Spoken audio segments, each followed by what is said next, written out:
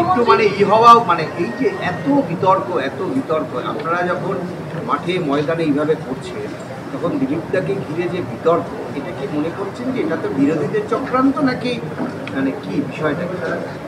এটা আমি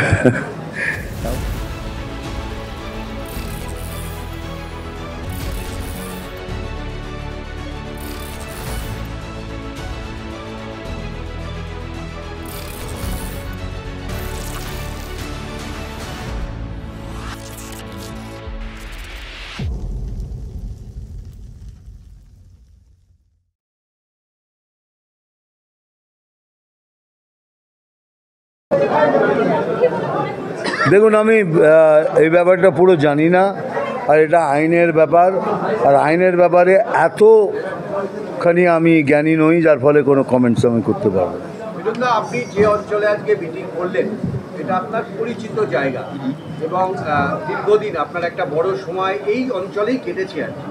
আজকের মিটিংয়ের পালস কি মনে হয়? দেখুন, সবার মধ্যে একটা জোশ রয়েছে, সবার মধ্যে একটা আক্রোশও রয়েছে, কেন এরা সব জায়গায় আক্রান্ত হয়েছে। ভূতে বলুন, বাইরে বলুন, বাড়িতে বলুন, কাজকর্মে বলুন, এরা একটা প্ল্যান করে আমাদের কর্মীদের আঘাত করার চেষ্টা করেছে, সেইটা শুনলাম। কিন্তু কারো জোশ কমেনি, তারা অনেকে আছে তারা মার খেয়েও বুথে বসেছিল। আমি সেই ধরনেরই লোক চাই যারা মার খাবে। এই জন্যই বলেছি, বারবার বলছি, কে মার খেয়ে ফিরে আসবেন না, আর যেভাবে ওরা আমাদের সাথে ব্যবহার করবে আমরা ঠিক সেইভাবে ওদের সাথে ব্যবহার করব। Thank you. নিয়ে প্রচুর বিতর্ক হয়েছে। আপনি গতকাল যা বলেছেন, কল্যাণ বন্দ্যোপাধ্যায় বলেছেন, আপনি দয়া করে কারোর সম্বন্ধে কোনো কথা বলবেন না। যে যা বলার বলুক, আমার কাজ আমি করব, ওদের কাজ ওদের করতে দিন। চলো। রাজনৈতিকভাবে আপনি জোকার, কিন্তু অভিনেতা হিসেবে ভালো, মানে সব বলছে রাজনীতিক হিসেবে আপনি জোকার। আমি খুব ওয়াস্ট, আমি রাজনীতিবিদ হিসেবে। যারা যারা রাজনীতিবিদ তাদের রাজনীতি করতে দিন, আমি রাজনীতির একদম ওয়াস্ট কারিগরতা। বলছে যে কলকাতায় কোনো রোহিঙ্গা নেই, রোহিঙ্গা মুক্ত কলকাতা, কি বলবেন? রোহিঙ্গা মুক্ত কেন, পুরো ভারতবর্ষ মুক্ত হতে হবে, শুধু কলকাতা কেন বলুন।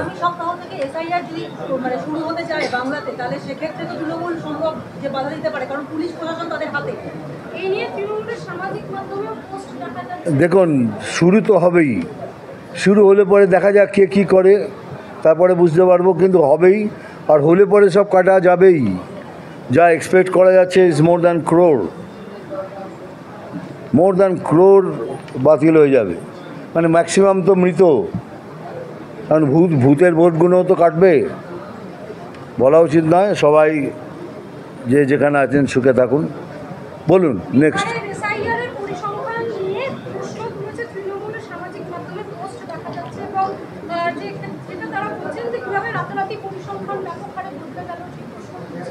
রাতারাতি কেন, সময় নেবে, যে সময়টা নেবে সেই সময় হিসেবে হবে, কিন্তু হবে নিশ্চয়ই, এটা ফ্যাক্ট।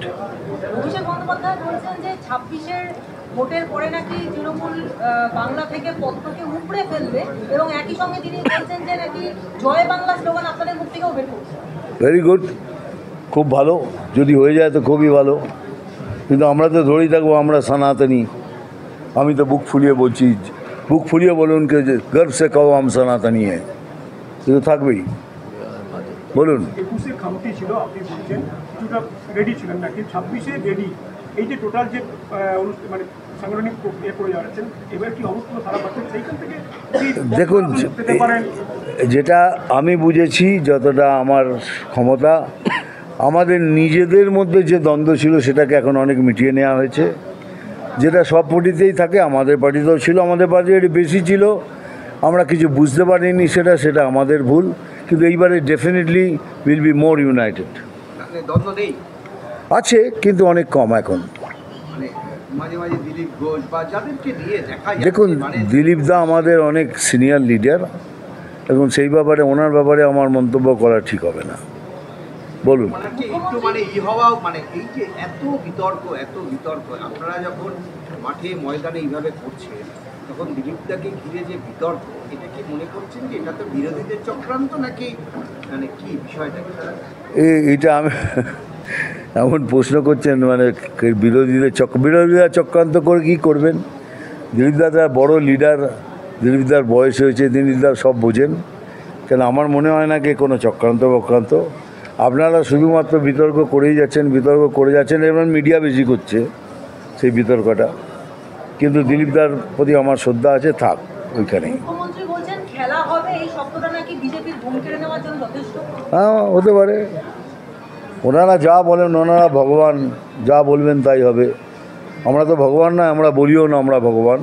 তবে উনি তো বলেন উনি ভগবান, উনি যা ইচ্ছে তাই বলতে পারেন, যা ইচ্ছে তাই করতে পারেন। কিন্তু আজ একটা ঘটনা ঘটেছে, ইসকনের একটি শ্রমিকদের নিয়ে তৃণমূলের এক কাউন্সিলর তিনি ভেতরে ঢুকে সেই শ্রমিকদের বলেছে, যারা উত্তরপ্রদেশ, বিহার, অন্যান্য জায়গা থেকে এসেছেন, যারা কাজ করছেন করুন, নতুন করে আমরা এখানে কাউকে ঢুকতে দেবো না। যা হবে লোকাল ছেলেরা করবেন, ইউপি, বিহার সব পায়। এই থ্রেটটা কিন্তু পশ্চিমবঙ্গে। আচ্ছা, আপনি কি বলছেন এটাই প্রথম থ্রেট? আপনি কি কোনোদিন টোলে গেছেন? আপনি যেখানেই যাবেন সেখানে এখানে থ্রেট পাবেনই। এরা সব জায়গায় এই করে, থ্রেট করেই কাজ করে। এটা শুধু ইসকনে নয়, দেখে আসুন সব জায়গায়।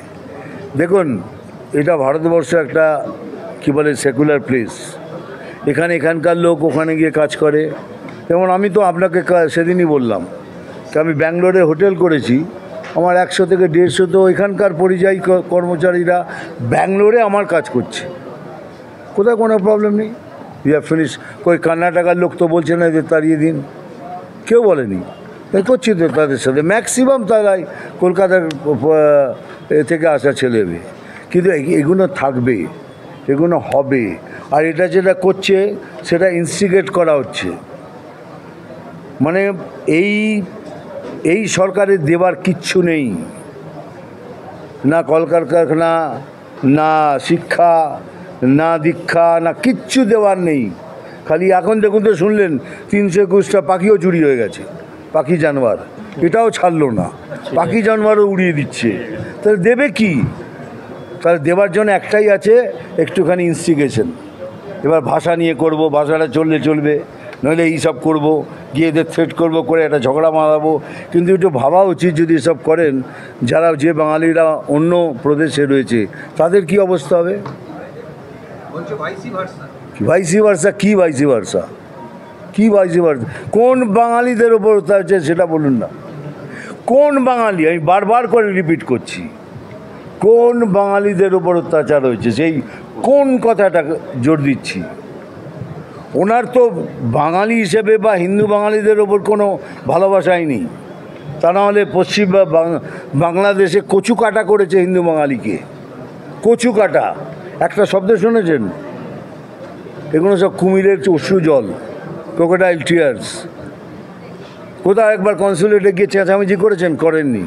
আজ হঠাৎ এত দরদ কেন? সেই জন্যই বলছি,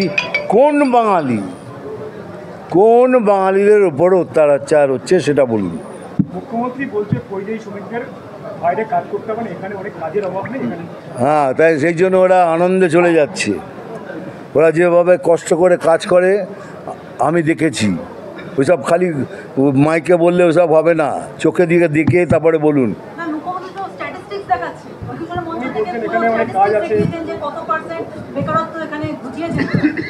ও বাবা, তাহলে তো ভাই আমি বলতে পারবো না এগুলো। উনি তো অলমোস্ট শেষ করে দিয়েছেন বেকারত্ব। তাহলে চিন্তার কিছু নেই, পশ্চিমবাংলা তো সোনার বাংলা হয়ে যাবে। বলছে পশ্চিমবঙ্গে 1.5 কোটি লোক কাজ করে যারা বাইরের রাজ্য থেকে আসে, পশ্চিমবঙ্গ থেকে বাইরে যায় 22 লক্ষ লোক, যা সরকারি হিসেব। মানে এগুলো তো সরকারি হিসেবে, ভালো করে দেখুন। আমি যেখানে হোটেল করেছি সেটা হলো একটা সেক্টর, আইটি সেক্টর, 3,500 একরের উপর। আপনাকে গ্যারান্টি দিয়ে বলছি, ওখানে পরিযায়ী শ্রমিক রয়েছে 90 থেকে 95%।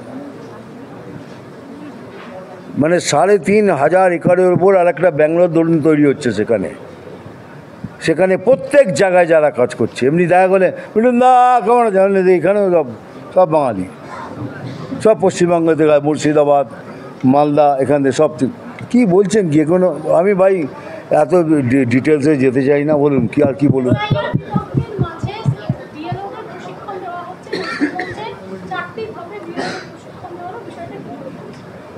ভালো তো, প্রশিক্ষণ দরকার আমাদের। प्रशिक्षण is very much needed for us, इतना दरकार। ये सब कैलकुलेशन दूसरे कोई कर सकते हैं, वो देखेंगे। ठीक है, थैंक यू। সেটা হচ্ছে আপনারা গতবার ৭৭-এ আটকে গেছেন, লোকসভা নির্বাচনে আপনাদের ভালো ফল হয়নি। কি এমন মানে আপনাদের কাছে কি এমন বিষয় আছে যাকে কেন্দ্র করে আপনারা মনে করছেন যে ২৬-এ আপনারা ফিরে আসবেন? কোন জায়গাটা, কোন বিষয়টা যেখানে তৃণমূল দাবি করছে যে রাজ্যের বহু উন্নতি হয়েছে, মানে কোন সেই মানে? দেখুন, আমাদের একটাই কথা, আমি মনে করি যে সনাতনী ছাতার নিচে সবাই এসে গেছে। আমরা বেসিক্যালি হিন্দুরা সব সনাতনী, এই সনাতনী ছাতার নিচে এসছে। সনাতনীটা একটা ধর্ম না, সনাতনী একটা গর্ব, আমাদের গর্ব। নিজেদের সনাতনী বলুন, বুক তাপড়ে বলুন, বুক চাপড়ে বলুন কে হাম সনাতনী হ্যাঁ, দেখবেন নিজের মধ্যে একটা গর্ব আসবে। সেইটার উপর ডিপেন্ড করছি আমরা। ডিপেন্ড কী করছি? We are sure about it, we are sure. ৩২%-কে বাদ দিয়ে? हाँ हाँ, वो बात दिए, वी डोंट वांट देम। आप देखो, रिजल्ट की बात कर रहा हूँ, मैं बोल रहा हूँ कि मैं बोल नहीं पाऊँगा। रिजल्ट एक अजीब और गरीब चीज़ है। कोई 500 वोट में हार गया, कोई 5000 में हार गया, कोई 3 वोट में हार गया, ये बोलना बहुत मुश्किल है। আজকে যে পৌরসভা হলো সেখানে অনেকেই ক্ষোভ উগড়ে দিলেন, আপনিও বললেন যে ফাইট রয়েছে এবং কর্মীরা মার কেউ দমে যায়নি। উত্তর কলকাতার বিধানসভা সিটগুলোতে কি জোরদার ফাইট দেবে বিজেপি? এবারে তো সব জায়গায় জোরদার ফাইট হবে, এটা গ্যারান্টি, জোরদার ফাইট হবে। আপনি এক সপ্তাহের মধ্যে উত্তর কলকাতায় দুটো সভা করলেন। আমি এখন দাদা, যাতে 12টায় লোকসভা আমি কমপ্লিট করেছি, আমি 160 170 কমপ্লিট করব, তারপরে আপনার সাথে কথা বলবো। Thank you. একটা প্রশ্ন, সেটা হচ্ছে আরে- গত কয়েক সপ্তাহের মধ্যে তৃণমূলকে মারছে, এটা কিসের ইঙ্গিত? বুঝতে পারছেন না এটা কিসের ইঙ্গিত? যখন সাপকে খায় তখন দেখেছেন খেতে থাকে? যখন বড় সাপ একটা সাপকে ধরে খায়, দেখেছেন তাকে খেতে? সে তার নাক, চোখ, মুখ একসাথে ধরে টানে। এখানে তাই ব্যাপারই হচ্ছে। কিন্তু বন্ধন দিচ্ছে বিজেপিকে, বলছে আজকে আমি বিজেপি, আপনার তৃণমূলের লড়াই হলে বিজেপি কী করছে? বিজেপি করতে গেল, তৃণমূলের লড়াই হচ্ছে, সেখানে বিজেপি কী করবে? না বিজেপির কথা কেউ শুনবে? এটা অদ্ভুত কথাবার্তা। চলুন।